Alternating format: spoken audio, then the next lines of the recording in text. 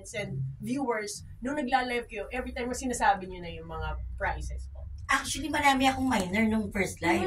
O maraming minor. Kasi ako, bago ako nag-first live, nagpo-post na ako. Tapos admin ako ng mga group. Malalaking group na into bags. Kaya medyo parang gusto nga sila yung nagigayat sa akin na mag-live eh. Kasi mas mura talaga ang items pag sa live. Oh, and you concentrated on bags, di ba? Meron din pong may Rolex, may mga diamonds din. Yeah, that's luxury talaga. Luxury. Kasi iba kasi, di ba, pag nagla-live selling, halo-halo na lang. Yung mga kung ano yung makuha item. gulo, di ba, magulo. Minsan may naghahanap may hollow blocks ba? Oo, di ba? Meron din po naganap sa amin. Magbibenta ng free love na panty. Free love naman.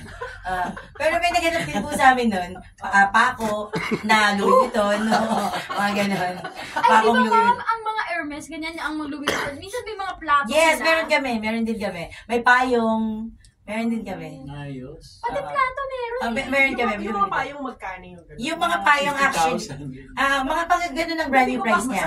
Ang brand new price niya gano'n. Pero, gagamitin, tatago mo. pero sa amin, yung Christian, kagaya ng Christian Dior, actually ang bumibili sa amin talaga nun si Miss Aubrey eh.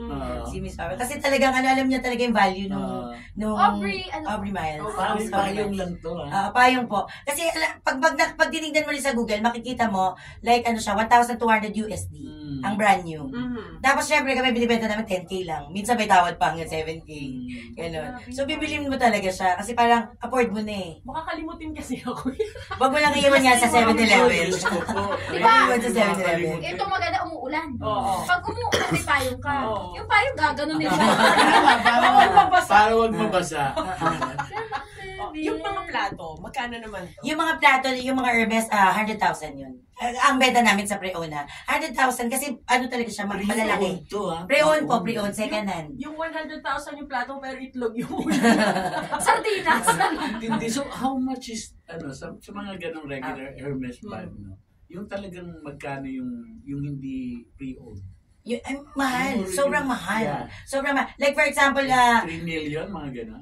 yung mga Birkin po. Yung mga Birkin, iba-iba kasi siyang klase. Meron kasing mga limited edition. Meron naman yung mga classic lang na Hermes Birkin. Yung mga ganun, 1.2. Pero kasi sa Hermes, may laro rin yan eh. Sa Hermes kasi hindi ka po pwedeng bumili ng bag agad na 1.2 sa shop nang hindi ka bibili ng worth 1.2 rin ng mga accessories. So, kailangan pag nabili, tapos mag-aantay ka pa. Kapag gusto mo, red ang kulay mo. Tapos, you need to wait. And kahit VIP ka, kailangan mo mag-antay. Tapos, tatapatan mo rin siya na, kunwari, 1.2 na bag, brand new, na Hermes Birkin. Tatapatan mo yun ng 1.2 rin na iba pa. Mga pabango, mga ano. So, bali 2.4. Pagka tinotal mo, di ba? Eco bag na lang. Bali, ganun yung lalabasan niya. Pero, sa aming mga pre-owned, kaya talagang pumutok rin ang pre-owned eh. Sa pre-owned kasi, pag nakita mo na, ay, yan yung hinahanap ko, pink. Ayan, available dyan, size 30. Ganon. Kunin mo na, yun na yun. Basta i-sure mo lang na original. Bagay, meron, nakabili rin ako, Hermes, di ba? Yung bigkas dyan. Nakabili ako Pampanga, wala talagang H dun eh. Hermes. Baka po natanggal na yung H. Yaman. Pag ang mga Lubeloso, ma'am, binenta ng mga Pero meron kami mga Louis Vuitton na 10K na. Louis Vuitton, no? Oo, meron kami mga Louis Vuitton na 10,000. Pero don't expect too much from the 10K na Louis Vuitton. Ano na siya, medyo may flow na siya. Pero yun yata yung pinaka-pinepeke, yung LV, no? Oo, sa tingin niyo po. karamihan. Madali kasi siyang ipeke kasi pattern. Oo, karamihan. Pero kasi mas madali rin ma-determine ang Louis Vuitton na fake tsaka original. Mas madali. Yung nabili ko ng LV, di ba? May seal. Yun yung BQ nakalagay. Bago niya po. Lubeloso. Yung pa rin, Lubeloso. Mami, mga 10,000 na Louis Vuitton, kaya ba ng 250? Siguro hingin na lang. Pwede ka naman pre-mine. Hindi matay nito kayo. Nakakadagdag ba ng value sa mga bags kung sino yung una gumamit, like mga celebrity, mga artista po ng... Sa tingin ko, oo. May factor na gano'n. Kasi, kagaya ng mga bag ni Tuesday, na mabilis naman siyang mabilis. Pero hindi rin gano'n eh.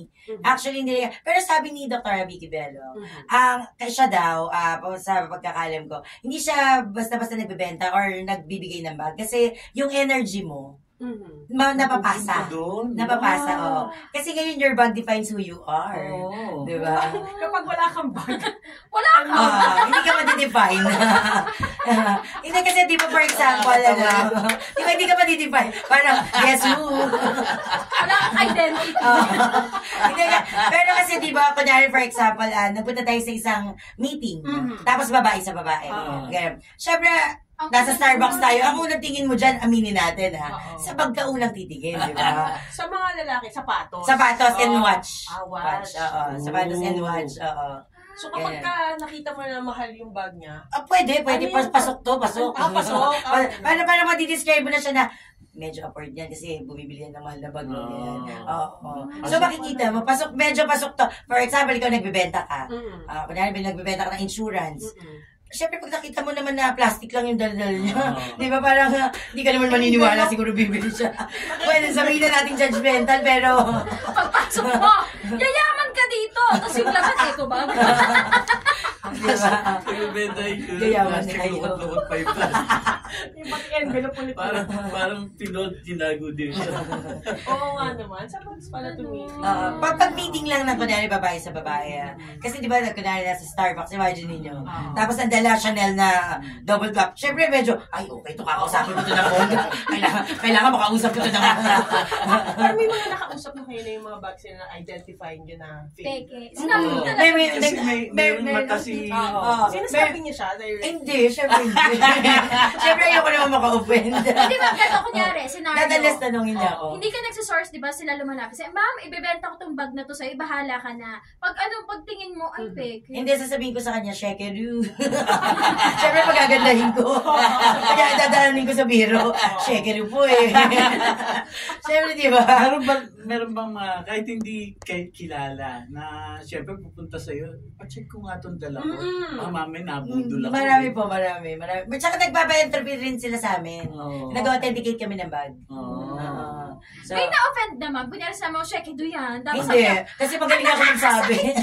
Walang ganun na. Walang ganun. Magaling ako magsabi. Magaling talaga. Talagang siguro tinitingnan ko rin ko na tina-timing ko. May proper timing eh. Para sabihin eh. Baka nagkamali lang din. Baka di alam niya. Kasi wag mong papangitin para yung vibe. Good vibe lang eh. Oo nga naman. Kasi kalungkot din naman. Binili mo mga 15,000. Pero nangyari na yan sa amin. Dahil yung lahat ng bag niya, siguro mga 7 bag. Lahat ng 7 bag niya, pinabibenta niya sa amin. So, dahil alam kong mayaman talaga siya, okay, go. Tapos binili niya pa sa Instagram. Sa Instagram, pa-artihan dyan eh. Pa-artihan ng picture, pa-artihan ng ano. Dahil gano'n sa Instagram, kaya hindi kami nagbibenta dyan. Kasi pa-artihan. Ngayon, it turns out na tinignan ko, peke lahat eh. So, para ma-sure ko, in-entropy ko pa para sigurado. Kasi baka mamaya nagkakamali lang. Siyempre, tao lang ako. Baka nagkakamali ako. Tsaka wala akong proof na mapapakita. So, ako, in-entropy ko na rin yung 2 sa bag niya. Doon sa 7, para lang sure. So, sabi ko, ay, talagang ano eh. Alam mo, ganun. So, pinabalik ko sa kanya. Tapos, pinabalik niya dun sa, sa supplier niya. At Sa source. least, di ba, naibalik pa. Hindi po ba kayo inaway nung unang supplier niya na? Dapat sinarili mo na lang! Hindi kasi, actually, minsan natatakot din ako sa ganun. Kasi baka mamaya maka-offend ako ng kapwa ko seller. Siyempre, mahirap naman yun, di ba?